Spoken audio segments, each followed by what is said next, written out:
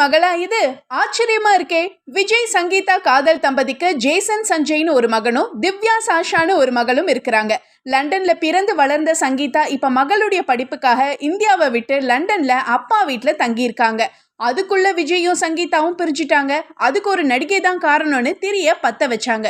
ஒரு பக்கம் சங்கீதா விஜயோடைய பட ஆடியோ லான்ச், தாவேகா அறிமுக விழா, மாநாடுன்னு எதுலையுமே கலந்துக்கல.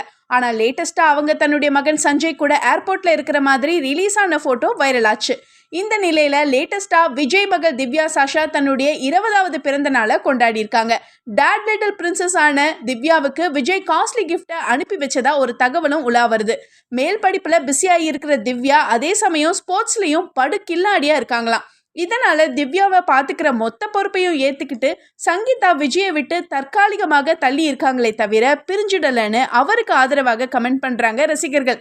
மேலும் திவ்யாவுடைய தற்போதைய போட்டோ இணையத்துல வெளியாகாம சீக்கிரட்டா மெயின்டைன் பண்றாங்களாம் விஜய் சங்கீதா தம்பதி.